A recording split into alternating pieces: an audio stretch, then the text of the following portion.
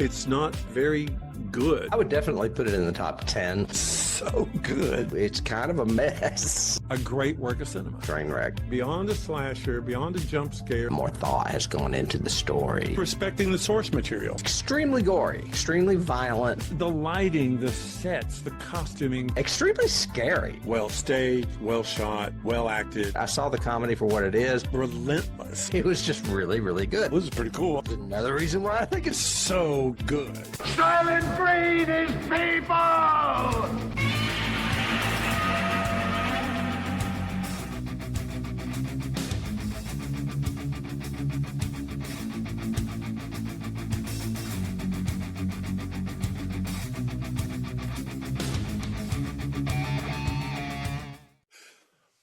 Hello.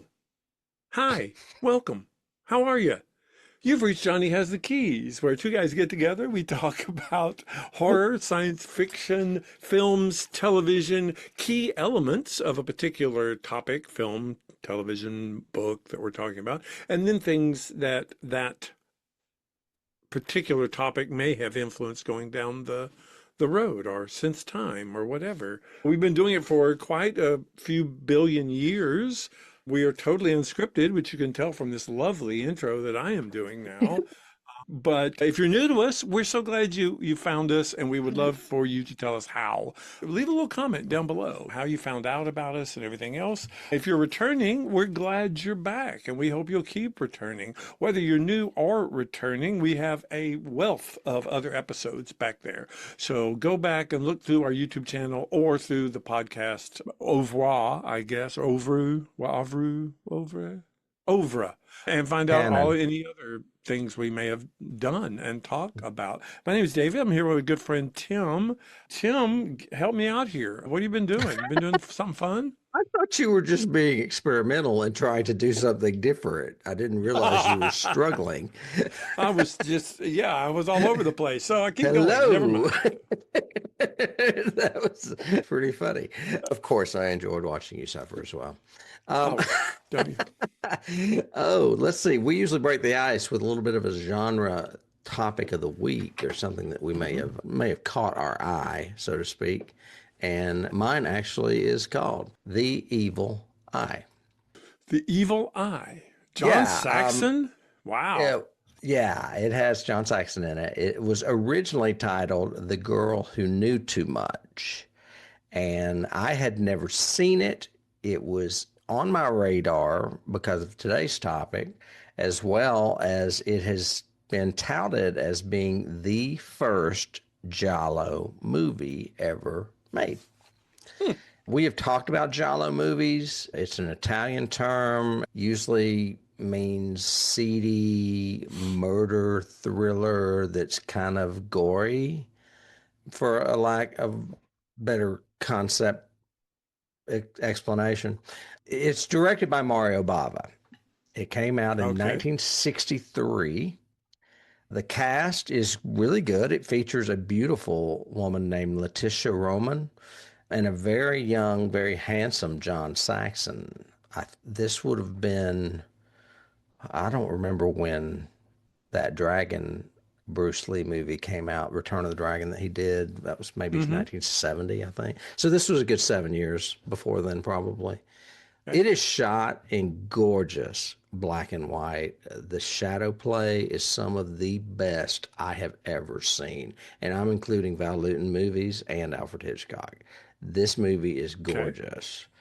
It's not as good as some of those Val Lewton movies or Hitchcock, but it's pretty. Let's just put it that way. Okay. The synopsis is Nora Davis is an American tourist in Rome who witnesses a murder on the Spanish Steps, but is disbelieved by authorities. While investigating with a doctor, John Saxon, also a love interest, she suspects a serial killer is targeting her next. And the serial killer kills people alphabetically, and her last name starts with a D. So she would be fourth, if it makes any sense. Okay. This movie only gets 71% on Rotten Tomatoes, and I totally get that. Like I said, it's a beautiful film. It's much more grisly than Hitchcock because, as I said it's the first Giallo movie. You see knives going into bodies or being pulled out of bodies. The problem is it's not really great with the twists, whereas that's where Hitchcock is excellent. These twists are a little less plausible. Okay. I will say it is better than a lot of Dario Argento movies, and Argento is often touted as the Italian Hitchcock, where this movie looked like a Hitchcock movie to me, much more so than any Dario Argento I've ever seen. Wow. Okay. Unfortunately, though, the music is a bit melodramatic because it is a foreign film. And I guess other than that, it's just known for being the first Giallo film, and I finally watched it. So Wow. the I evil mean, it's eye. not the best poster. I got to admit, that's not the best poster. Well, that's funny that you should say that because it was released in Italy as The Girl Who Knew Too Much, but Samuel Arkoff and AIP started noticing Mario Bava and started purchasing his film for American release, and they changed the title and probably the poster as well. So, so there's a big connection with Mario and Arkoff and AIP, which I'm sure we'll talk about a little later. But anyway, that's what I did in my genre week. The Evil Well, Eye. I did weird genre blending. There is a little bitty tiny little known author out who's done 23 novels named Nicholas Sparks. And because my wife has been big into romantasy and everything else, she, of course, stumbled upon him and actually listened to a couple of his books or read a couple of his books. And she said, you really should read one or two. And I said, well, no, not really my genre, romance in general. But I did like The Notebook. It was a good movie. I don't know if I really want to read the novel or whatever. And she goes, oh, well, you might want to read this one that's coming up because he wrote it with M. Night Shyamalan. And I went, what? And she said, yeah, they've written a book together and they're making a movie out of it. So I immediately went, okay, movie, M. Night Shyamalan, more in my genre. Okay, let's see. So looked into it. Yes, it is a movie novel called Remain is the name of it. Stars Jake Gyllenhaal. It has not been released yet. I don't think it's going to be released till the end of this year. It was originally, when it was originally formulated and when the novel came out a couple of years ago, it was supposed to be out in 25. But now they're saying it's not coming out till probably the end of 26. But I listened to the audiobook of it, and it's pretty interesting, pretty decent. I can definitely see the influence of both of these individuals on it. It's interesting. You can see the romance in it. You can see the just elevated 2 steps above a Hallmark movie story of a guy who has to go to a different location because he's actually literally been in a mental institution. And now he's going to this remote area to help a friend build his house and finds love there. But is it really love? Are there darker secrets? The basic premise as listed on Wikipedia is New York architect Tate Donovan. Does that not sound like a romance hero's name or what? Isn't that an actor's name? Didn't he date I don't know. Jennifer Aniston? Who? Tate Donovan? Really? I think so. You'll have to look that up. Anyway, New York architect Tate Donovan heads to Cape Cod to design a summer home for his best friend, seeking a fresh start after being treated for acute depression. Still mourning his sister's death, he meets Wren, a young woman who disrupts his carefully ordered life. So Tate Donovan is an actor. I know I'm looking at pictures of him right now. well, that's the name of this. He wasn't ever really a big actor, but you would recognize his face if you saw him. He's been in a lot. Well, I'm sorry he did not get cast in this. Jake Gyllenhaal is playing Tate Donovan in the movie. And then Jake never dated Jennifer Aniston, I was thinking. But it definitely, you can, supposedly they both were like pseudo pen pals and corresponded with each other. Sparks really liked Shyamalan's movies. Shyamalan really liked Sparks' novels, and they jointly came up with this concept, and then they co-wrote the book. They both have act credit on it, and they both wrote the screenplay, and Shyamalan is directing the film version. So hopefully, if it's good, he may be on a bit of an upswing. The past like 2 or 3 movies that he has done have actually been pretty good. A Knock at the Cabin was great. Yeah, I liked it. Old was a pretty cool concept. I wish they'd have gone to the next level, but it was good and adequate. And I haven't seen Trap yet, but Trap's been getting some good reviews. He might be on a bit of an upswing back into doing some good thrillers, which is what he does. He doesn't do It's horror funny movies. that you mentioned not reading Nicholas Sparks, because my dad was a Clive Cussler, John Sanford, Robert Ludlum type guy, Yeah. but he read Nicholas Sparks too. So Sparks has great characters. I do admit that. Again, I think his plotting sometimes falls into this elevated Hallmark movie story. yeah, I could see that. I could see that. I think he's a little bit more than that though, than Hallmark at least. Oh yeah, definitely. Like I said, he's elevated above that, but it's still got those tropes. But then again, a lot of romance do. It's all romance. You have to take your character out of his comfort zone so he can meet the new love of his life or whatever, or her life, their life. Whatever. Wow, where do we go from there? You mentioned Wuthering Heights, which was a Gothic romance. I mentioned Mario Bava, who was basically the architect of not one, but two types of cinema. And today we're going to talk about his first, well, not his first, but what is known as his best movie, according to most people, and that is a movie called Black Sunday. Where do I begin with Black Sunday? I'll do a really quick synopsis. I'm going to cheat here and read, and that way we can jump right into it. Over 200 years after being executed for being a witch and a vampire, Princess Aja Vada is resurrected by two travelers. Now, I should mention that by being executed, she was to be burned alive, but the rain came and they couldn't keep the fire going. But they do put a giant iron mask on her face with spikes in it and drive it in. Yeah, I don't think she was alive even after that. That's why I thought it was weird. She was screaming on the pyre. I was going, okay, no, she just had spikes driven into her face. Right. I don't think she's screaming. But no. Anyway, her and her lover Yavudic are both have these iron spike masks put on their heads, and then they're both buried separately. He's buried in unconsecrated ground. She is buried in the family crypt. So anyway, these two travelers are passing through. It's Thomas Kruvajan and Andrei Gorobek.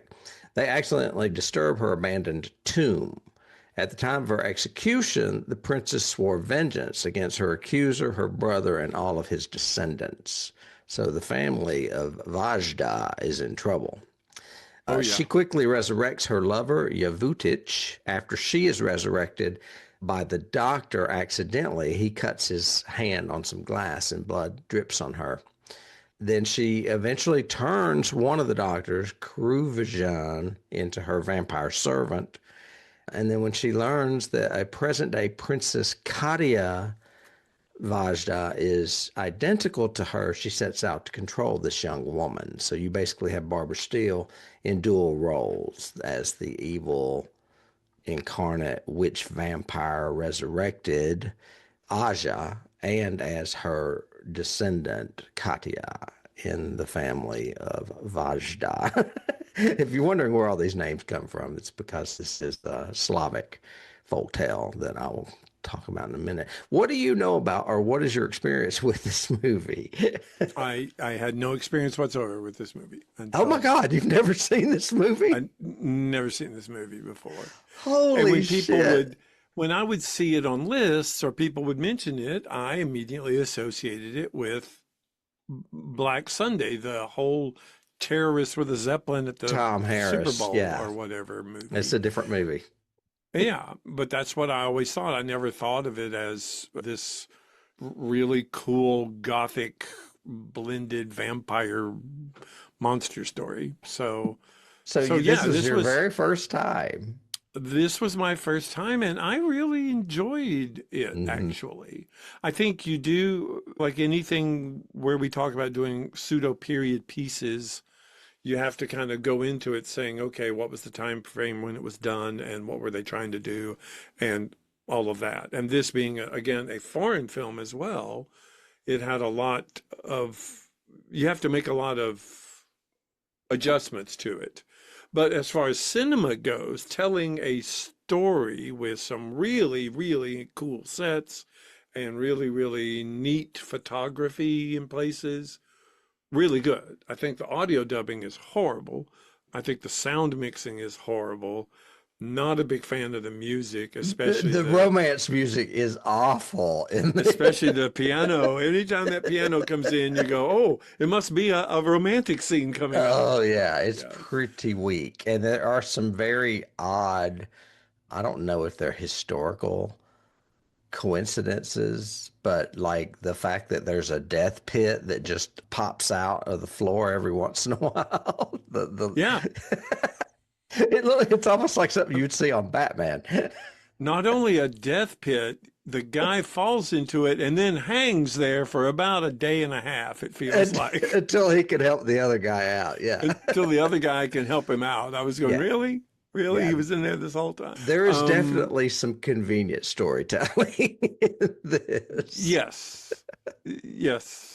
But I do think he tried to anchor it in 200 years ago, the whole story and the myth and the legend of the witch and all of that stuff. I thought that was really cool. I had in my notes that this was Bava's first movie, but Actually, it is. It is. You're right. And It for a took me a first second. movie, it's excellent. It's really It is. good. You're right. This is his directorial debut. I misspoke earlier, but I got confused because I had done that genre week topic with The Evil Eye. He got his start as a cinematographer, and we talked about this a little bit when we covered Black Sabbath a few seasons back in season 5. He was the son of a cinematographer as well. So you've got 3 generations of family that are in the filmmaking business. Mario was in the middle. Lamberto came later. He went on to direct Demons, a movie that we covered in season 6. Yeah. Bava worked in Those Bava boys, let me tell you. I'm telling you, there's a lot going on here. Bava worked in many popular genres, including Viking films, peplum, which I had never heard that term before, but it is the, I guess, Italian word for historical fantasy or sword and sandal movies, which we are very familiar with as kids. Also spaghetti westerns, action, and even a little softcore pornography. But it is the horror and giallo films that stand out for what Mario Bava is best remembered as. He went from becoming a prolific cinematographer to being a prolific director. First movie, Black Sunday. Other genre films include Planet of the Vampires, which is one we need to cover, but it's sci-fi, so you have to pick it. A Bay of Blood, 1971. And, sorry, my notes are all jumbled. Apparently, he became a cinematographer in 1939, shooting with Roberto Rossellini. But he's been a pioneer of Italian genre ever since and is regarded as one of the most influential auteurs of the horror genre, and that is on both sides of the ocean. Okay. He's widely credited, as I mentioned in our genre topic, for inventing the giallo film as well as the slasher film, because A Bay of Blood is known also as Twitch of the Death Nerve, was totally ripped off by Sean Cunningham later in the Friday the 13th movies, including lifting directly specific kill scenes and moving them to the Friday the 13th movies. So, Wow. Okay. yeah, so Bava has a big place in horror history as far as inventing pretty much 2 subgenres of horror movies that no one else has done that. So it's pretty big. I mentioned The Girl Who Knew Too Much, which was The Evil Eye, the genre topic I covered, but he went on to do other giallo movies, including Blood and Black Lace and Hatchet for the Honeymoon. And one thing I forgot to mention when I was doing my genre topic is if you guys have Shudder, there is a wealth of Mario Bava films on Shudder, at least 10. So go watch them because I have been doing that lately, and it is a lot of fun. The writer for this movie, all right, let's go back to, okay. The reason that, all right, He was doing really well in sword and sandal movies. And Galatea, the production company that did this film and some of his subsequent films, recognized his talent and said, let's let you direct a movie. What do you want to do? And he said, I want to do Nikolai Gogol's story, The Vai. It is a story, a scary story that he had told his kids a lot before going to bed when they were children. Okay. It's like Almost a like folk tale. a folk tale. Yeah. Exactly.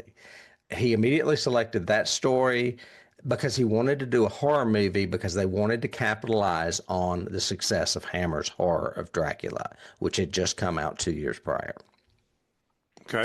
So that's why they did a horror story. However, he did a screenplay, and the guy at Galatea said, this is terrible. You can't write screenplays. We're going to bring in our best. And they brought in a guy named Ennio Concini, and he adapted the story, and now it doesn't even really resemble the story. The Iron Mask is described in the story, but it's not used as a torture device. There are elements from the story still present, but it is basically its own story, its own unique story. Okay. The original story was published in 1835, and it is about a seminary student who is terrorized by a witch and her demonic servant, the Vai, which is a gnome, like a small person, on a 3-night vigil over her corpse. It's all Slavic folklore. So anyway. Wait, Slavic people are afraid of gnomes? I guess. I don't know. So anyway, that's the reason I explain that is even though it differs from the story, obviously it's going to be a key later on. What else? He wanted to cast British leads because he thought that would work better in translation to a wider audience, which is why Barbara Steele and I forgot her co-star's name. John Which Richardson. one? John Richardson? Yeah, were cast. Exactly. Oh, Good reviews plus word of mouth turned this into American International's highest grossing film of the time, exceeding its grosses for Goliath and the Barbarians and Corman's House of Usher. So this was a big moneymaker for AIP and Samuel Arkoff, who I brought up earlier. But although it was shot in English, many of the Italian cast members had thick accents, so the film was completely redubbed for American release, including Barbara Steele. That is not her voice. yes, I could tell that. You were And I've mentioning only seen her in one other thing, which is Pit and the Pendulum. So Which is what? Pit and the Pendulum. Oh, okay. She did the remake of Dark Shadows in the 90s. You didn't see that? No. She played Dr. Julia Hoffman. Okay. Played by Grayson Hall, I believe, on the original. Anyway, they did a primetime series of Dark Shadows in the 90s. It only ran one season. It had Roy Thinnis in it, and it had Ben Cross as Barnabas and Barbara Steele. Yeah, it was a great cast. I was really shocked that it didn't do well, but it didn't. Anyway. Huh. Okay. I digress. Let's talk. All right, I've given you a ton of production stuff. I didn't mean to yammer on, but what scenes stick out? There should be a few, I would think.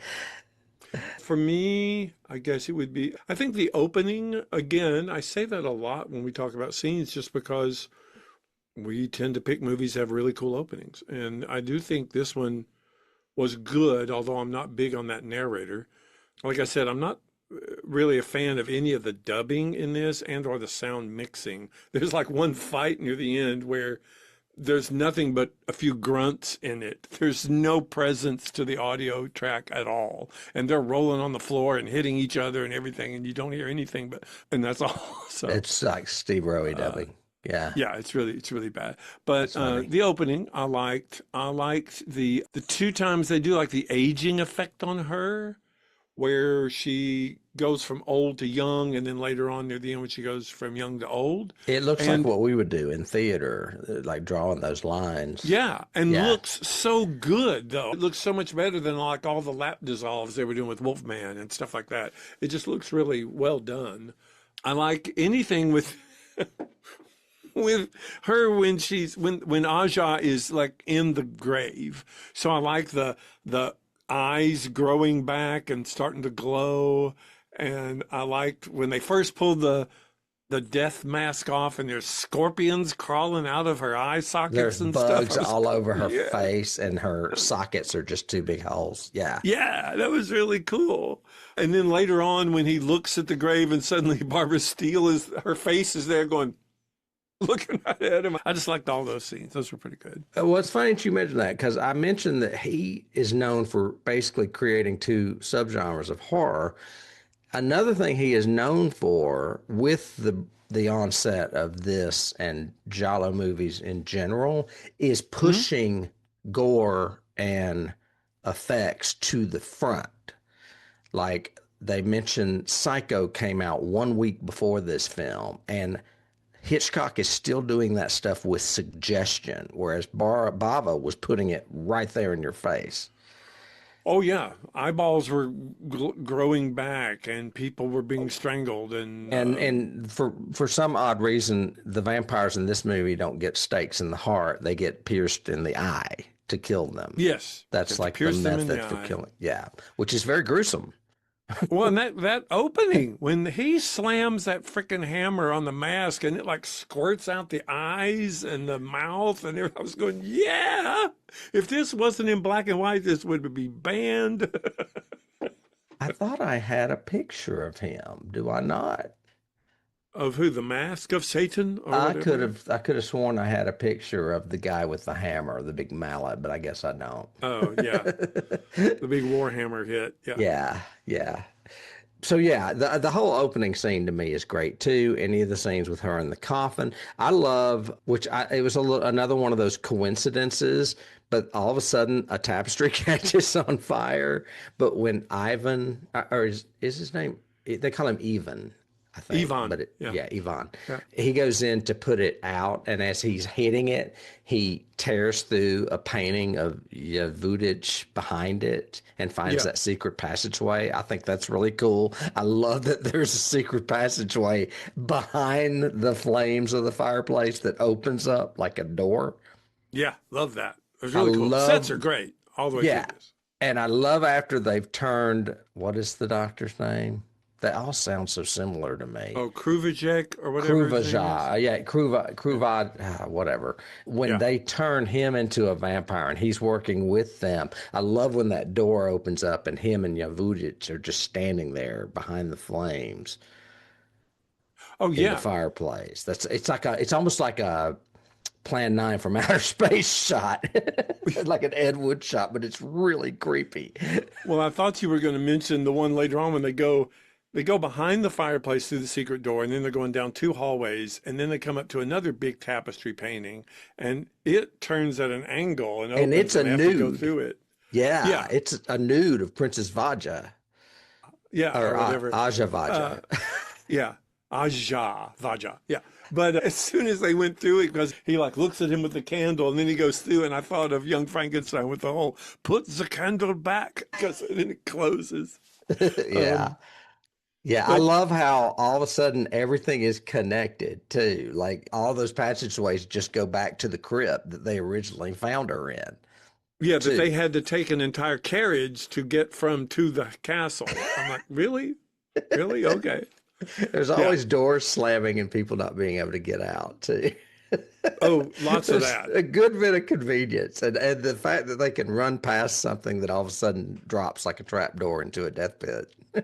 Well, and I thought it was really interesting too that we have this huge, monstrous fireplace with a trapdoor with a phoenix behind it and everything. But on the left of it, we have a painting of the witch. And on the right of it, we have a painting of the evil, supposedly satanic mentor of the witch. Yavudich. Yeah, Yeah, Yavudich. because, yeah, that's what our family does.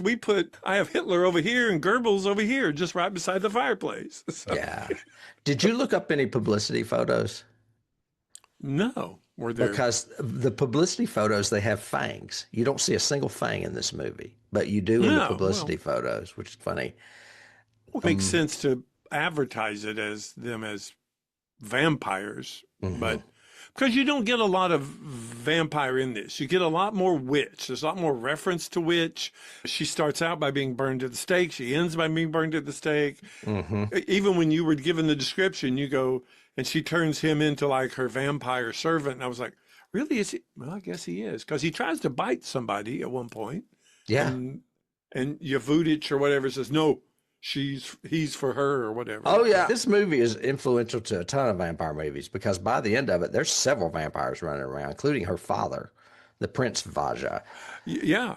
Yeah. Because she is here's a picture of it right here. She is at his grave when he opens his eyes and starts coming after her. Oh, that's right. Yeah. Yeah. There's some really creepy stuff in this movie. I can understand why Fangoria and a lot of other publications tout it as really high in Gothic horror cinema. And it makes a lot of top 10 before 1970 lists, like top 10 movies before 1970. I saw that in research and also saw several people mentioning that this was a huge influence on Italian cinema in particular, but also horror cinema internationally. So it even influenced Hammer, which is what it was trying to influence to begin with. Right. It was actually trying to copy. Yeah, exactly. Yeah. At least the success formula of it. Other scenes, I don't know. I thought it was, this scene's stupid, but I thought it was really funny when he's looking at the casket from afar and it just blows up. Oh, yeah. It just literally blows up. It's like her grand entrance, but instead of her sitting up and getting out of the coffin, it just blows off of her and she's laying there. Yeah, just blows. Yeah. That's very, very strange. I think as far as scenes go, one of the ones that is memorable about this movie is that first meeting of not Aja, but her reincarnated self, Katya. In the like pseudo crypt graveyard weird place where they stop. Oh, where she's got the dogs. Yeah, the carriage loses a wheel, and so while the coachman is repairing it, they go, "Let's go wander around the graveyard over let's here, go find the ruins. Let's go find a crypt." Yeah, let me beat everything with this cane that I have. Yeah. So, and then when they come back up, they see her with the dogs, and it's very confusing because I was like, "Wait a minute, we just saw her in the coffin. Why is she out here with some dogs?" Well, and I thought that was her until like 5 scenes later when they said, "No, I saw them earlier in the ruins." And and I went, "Okay, well, Barbara, you need to figure out which one you're going to play, because I wasn't really impressed with her in this. I think she over emotes in places, and in other places I can't really tell what she's thinking at all." There's a lot of notes on how she was very difficult to work with. Really? In this film. But I see it from both sides because he's an Italian director. And I was like, was he pulling the whole macho thing with her? Because there is a scene where it's clear he wanted to show her breast and she's not letting it happen. But you do see a little bit of them. And there is some cleavage. Right. Yeah. And I'm just, she was not wanting to do that. I'm not sure who was who in the right. She has admitted in later years, she is still alive, by the way, that she knows that she was a little difficult when she made this movie. But she's okay. And she said that a lot of times her and John Richardson would just burst out laughing in like very tense induced release because of being on set with a bunch of people that don't speak English. So it's understandable. But she went on to become a horror icon because of it, very much like Vampira, or those type actors that came around in the 60s. She's the British dame of horror cinema, basically. A lot of people refer to her as something similar to that. Not unlike someone like Peter Cushing or Christopher Lee, just the female equivalent. And she didn't have as much of a resume. Yeah, she went on to do like Piranha, which I think I talked about a few years back. Okay, well, we can move on. Since we're talking about her, we'll just go on into cast. I've got a picture of her here. What's wrong? No, I just went Barbara Steele. Yeah, let's start with her. Oh yeah, no, I've got a picture of her here. If you look up this movie or look up her on IMDb, her picture is very young and she's very pretty and it's in color.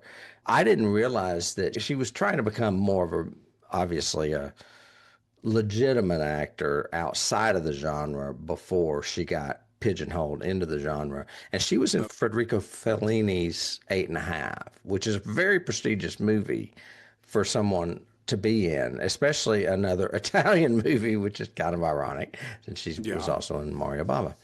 I mentioned we do not hear her real voice because it was dubbed. After the success of this movie, she was brought to America to star in what you called The Pit and the Pendulum, the AIP movie. Yeah. And soon became typecast. Sadly, after that, she did movies, as I said, like Piranha, Shivers, which is David Cronenberg, and The Silent Scream, which I don't think I've ever seen, but I still remember the commercials for that movie. Her biggest claim to fame is very similar to someone we know from Dark Shadows, Dan Curtis. Ooh. She was an associate producer for the miniseries The Winds of War, and that was Dan Curtis's big claim to fame other than genre work.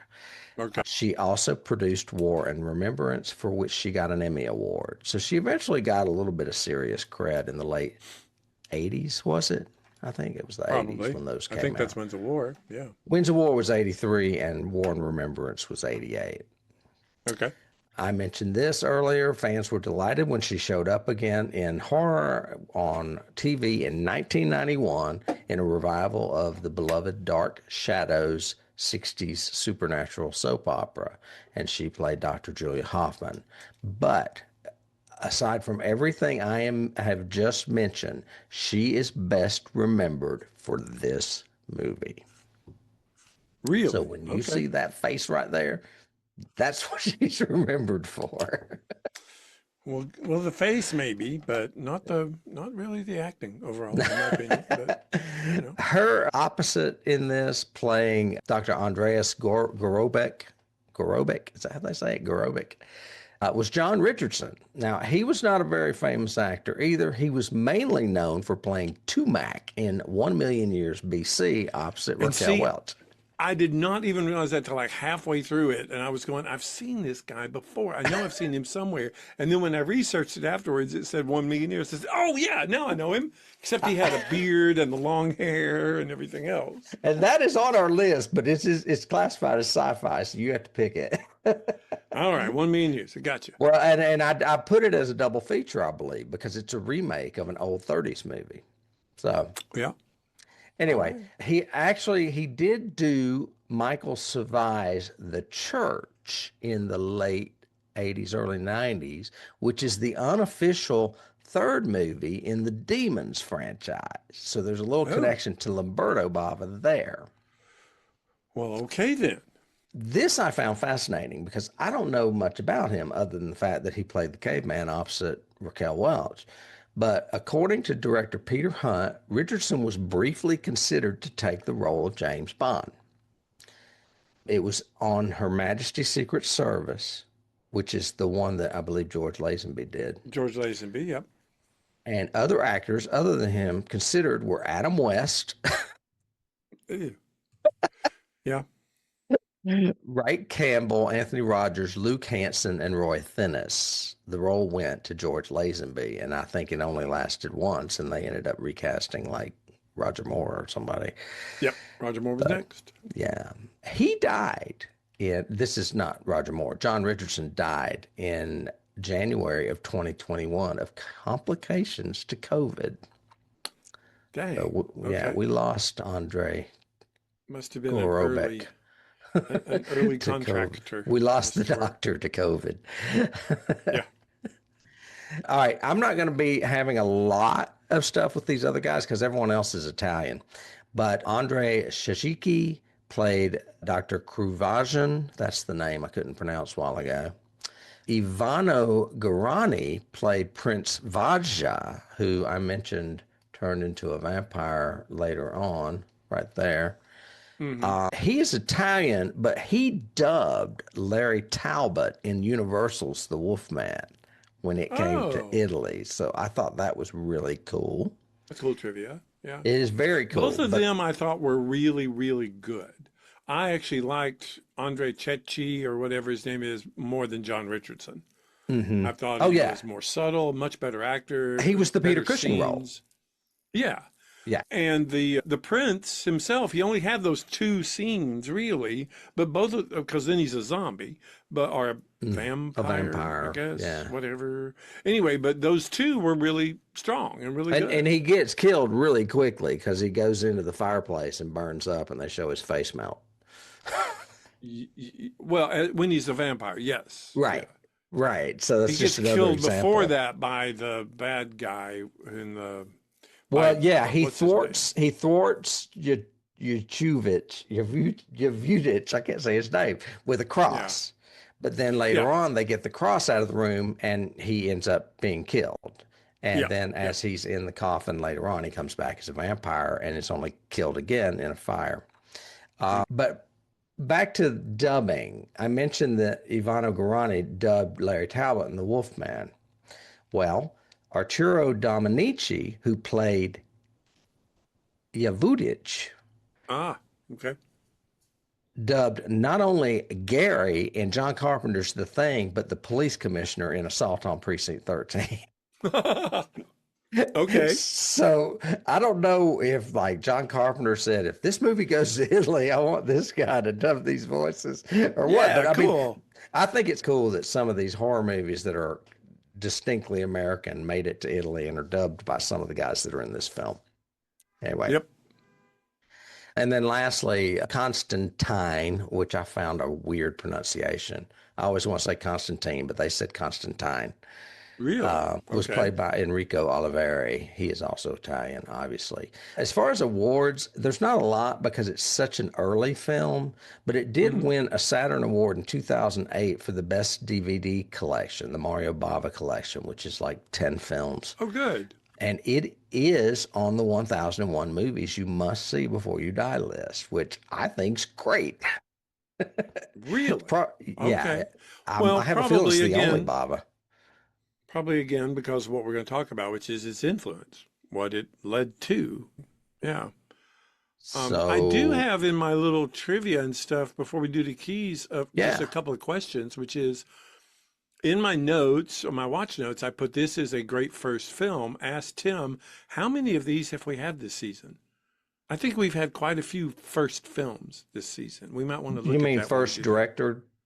Yeah, the first time a director has done a film. We might want to look back at that for the recap at the end of the season. Okay. Yeah, I'm not Um, seeing that many. but I've got this was a huge influence on cinema, voiceover bad. Where was my thing I was looking at? Oh, I've got this movie ended up being banned like a bunch of places, and Oh then yeah. it really the full version with everything like what we just saw was not released in England until 1992. Yeah. That's I mean, that's 30 years later. well, it was very grisly for the time, as I said. It doesn't seem that to us now, but it was at the time. Yeah. And you got to remember in the 80s, England went off the deep end a little bit with that whole video Oh nasty yeah. thing. Video And nasties. and Yeah. they were Yeah, like Evil yanking Dead. videotapes left and right and not letting them out. And Makes then sense. now that's all passed. But yeah, so it probably was banned in the 70s, and then in the 80s came along, they're like, well, we're still not going to release it. This punk music and these spiky hairs scare us, so let's take all the horror movies away. Yeah. Right. Thatcher. I, but Damn but a Thatcher. question I have is why did they do the name change? Because it was called Mask of Satan, right? hmm And then they made it Black Sunday. Do you know why? I can't remember which came first. It's like a chicken or the egg thing. Oh, okay. I think the Mask of Satan came once they realized they were going to use those spike masks to kill somebody. But I can't remember. I do know that Black Sabbath was originally titled something else, and they changed it to Black Sabbath because it was directed by the same guy that directed Black Sunday, and they were trying to connect the two. Huh. And Okay. if you and honestly, I was going to point this out when we get to Keys, but I'll go ahead and point it out now. If Yeah. you remember right, the third story in Black Sabbath is a story by Leo Tolstoy about vampires. So Bava had a, an affinity for these Slavic vampire stories because this is one, or it became one, and then the story, the Vertilac from Black Yeah. Sabbath was one as well. So it's, Oh. and I think there's a lot of similarities. As a matter of fact, I was going to use it as a key to this movie and the Vertilac from that movie. Same director. Yeah, I could say that. You can see that just from the cinematography alone. Yeah, I But would I'm agree with not that. sure which came first. I thought Mask of Satan sounded more like an AIP title. So I was thinking maybe AIP changed it. But maybe it was Mask of Satan and then they changed it to Black Sunday. I don't know. Well, it definitely has the whole mask thing at the beginning. Right, right. So If that's kind anybody of out there knows the answer to this, let us know down below because obviously we didn't do enough research on that. Either yeah. that or it's just not out there. But I'm not sure. Okay. I even have, I thought I had somewhere that it was also called Mask of Satan, but I don't see it. Anyway, I have some trivia as well, though. Yeah. In the Italian language version, before they dubbed it, Hmm. Asa and Yavudic are brother and sister. So it hints at an incestuous relationship. This is not part of Interesting. any of the versions we see. No, because the dubbing had her brother was the one that actually condemned her. He was the Mhm. one that actually had her in the mask and burned it. In this world that we live in now, where we have Criterion and all these wonderful things that go back and find these original versions of movies and put them together, why don't we have the original version of this? Where is I the don't dubbed know. Italian version of it? I want to see that one. But Um, anyway, I'm sorry you can't. No. again, I mentioned it was deemed for its day. It was considered unnecessarily gruesome and was banned, as you said, in the UK until 1968. Then it was heavily cut, and the full uncut version never came out until 1992. Yeah. Yeah, only the third horror film produced in Italy with sound. Wow. Okay. Didn't know that. That's Yeah, cool. and you know why? Because the music was so good with the No. piano. No, Why I do don't you know. think movies didn't come?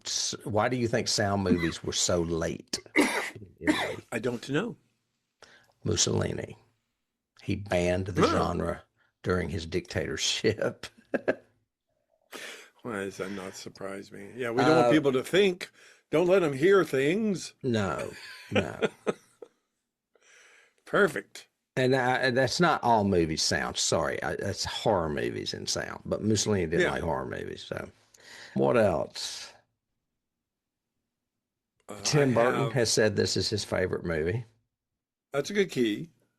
Yeah, I had on my notes that Burton says his actual quote was, "It's one of the films that made me understand the power of cinema."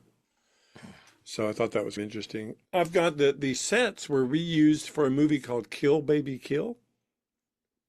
I haven't seen that movie, so I can't compare them. I watched it last night. Oh, did you? Yeah, it's unfortunate. The funding got pulled halfway through the movie, and they had to finish it like no one thought they were getting paid. And it's got some great moments, but it's like I felt sorry for Bava because he's basically just filming in this old abandoned house, and people are running around. Uh, Actually, it yeah. gets high rankings on Rotten Tomatoes. It's okay for what he had, Playing but Corman for the weekend. Yeah, that's yeah, exactly yeah. what it is. It's kind of like a Bava version of Corman.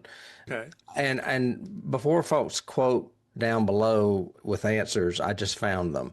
The film was rejected for UK cinema in 1961. The uncut version was released as Mask of Satan with a 15 certificate on the UK Redemption video label in 1992. Okay. So I guess Well, they didn't call it Mask of Satan until 1992. huh. Well, interesting. And Yeah, then now they've gone back to the original title. So who yeah, knows? there's that. Keys, I have, of course, Val Lewton. I think this is very Val Lewton inspired, especially with the lighting and I guess those, what do you call them? Almost like those zoom effects where it closes in on the face as she's staring at you. Reminded me of a Val Lewton look to it. Well, I put the original novella by Nikolai Gogol, the Yes, of Viy. It's course. spelled V-I-Y, but it's pronounced Vi. No, Vi. excuse me, V-I. It's pronounced V-I. V-I. Okay. V-I, yeah. I have a pretty good one that you may have seen in IMDb, Hmm. but Richard Donner modeled the whole cemetery scene in The Omen after the scene on Barbara Steele in the graveyard with her hounds. I saw that. Yeah. And I love that scene. That scene in The Omen is one of my favorite scenes in horror movies, period. Yeah, period. It is a great scene. It That whole is a sequence great is good. scene, and it was inspired by The this movie. demon dogs or hellhounds and everything. It was a great scene. Rottweiler. I have Francis Ford Coppola, as far as influences, Hmm. has said that he crafted many scenes in when he did Bram Stoker's Dracula, inspired by this movie, especially the carriage scenes. And watching it, I went, oh, yeah, that makes total sense. So he does all those side looks up at the guy on the carriage, and you just see the sky behind him or the clouds and everything. He's almost in silhouette. Very, very much like Coppola's Dracula. So, Yeah. I can't think of a name of a movie. Well, first of all, I'm going to say Salem's Lot, just because there's a lot of vampires running around eventually. Yeah. But I can't think of a witch movie. There's so many witch movies where they're like burned at the stake. What's a famous one? The Witch doesn't really work. Not the more recent movie, The Witch. More Midsummer works. It ends with the burning. That's But what I it's was not the thinking. witch, Yeah. but Midsommar. But I don't. That's a good question. Witches, where they burn witches at the stake. Other than like The Crucible or like Salem. Yeah.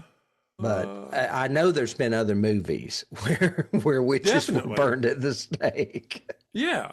Let Because us I've know down seen there in them. the They're probably comments because just we're not both worth drawing a blank. remembering. Yeah. I don't know. I've I got another have. list of a bunch of movies I've never heard of, or at Ooh, least most okay. of them. The Inquisition themed imagery in the beginning of the movie has influenced horror films mainly in the 60s, but even beyond, including, and these are some movies I've never heard of: The Hmm. Brainiac, 1962, Terror in the Crypt, 1964, Bloody Pit of Horror, 1964, The She-Beast, 1966, The Blood Demon, 1967, and The Haunting of Morella in 1990.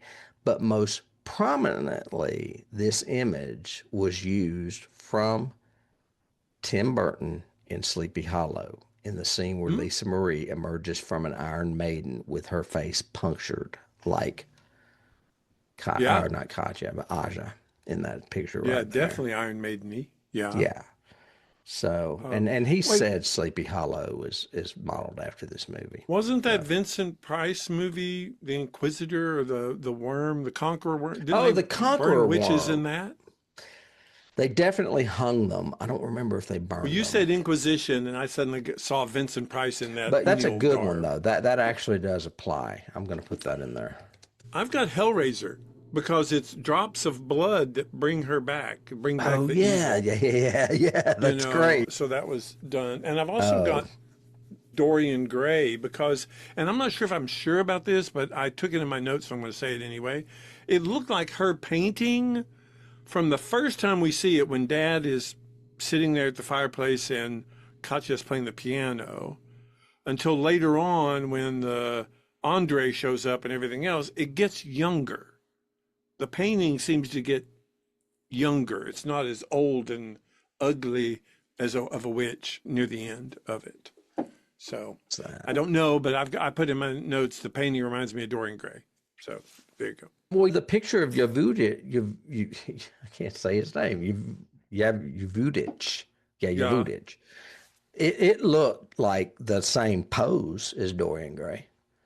The yeah, same it did actually. stance for Very sure. true. Yeah. I don't know that I have anything else. I think that Clive Barker's great, though. I could see where he was totally influenced by this movie as a kid. Oh, Except he definitely. lived And in England, so how did he see it? oh yeah. I've got Hammer in general. We mentioned it earlier, but it needs to be in the notes just because they said they're trying to copy Hammer. It feels like a Hammer movie with the production design, the costume, the sets. Everything feels very Hammer-esque in Well, it. and what I read about this movie and its timing is that it was specifically targeting Horror of Dracula and Curse of Frankenstein, which were the two first Hammer movies that were horror and in your face.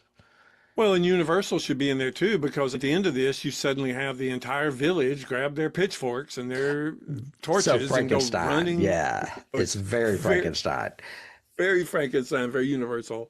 And I've got one I actually lifted from a review I watched, which was the moving camera, especially in stuff where you're feeling like you're her, the witch's spirit or whatever, and you're moving through the castle and it's knocking the suits of armor over and blowing the tapestries and the candles and everything.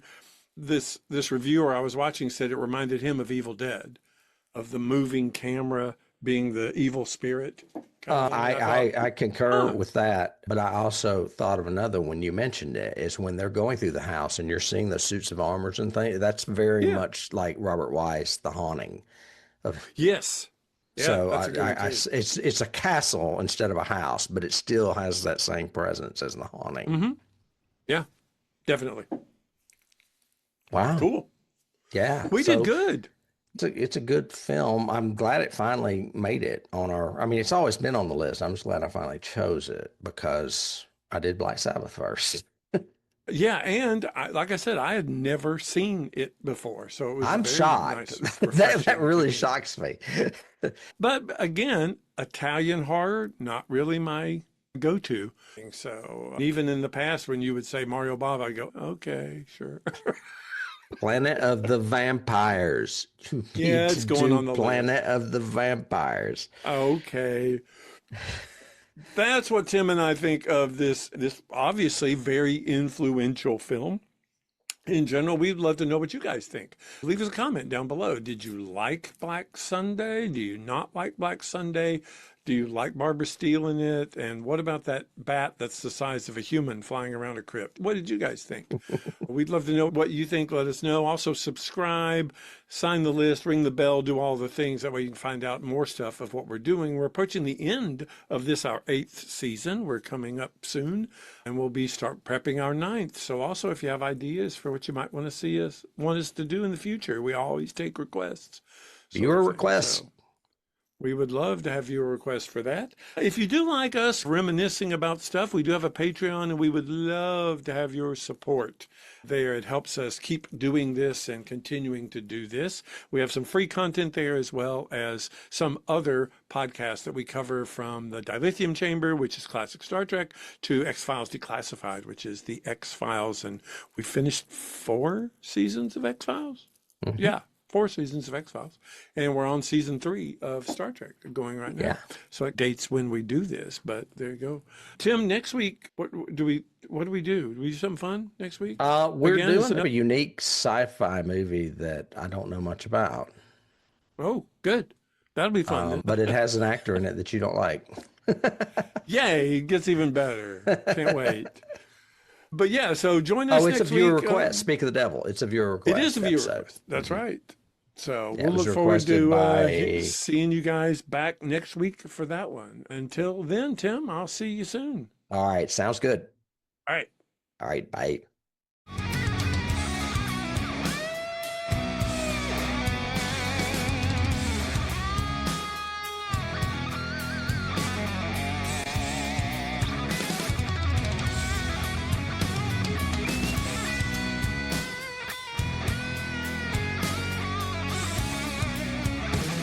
You can't start the car. Johnny has the key.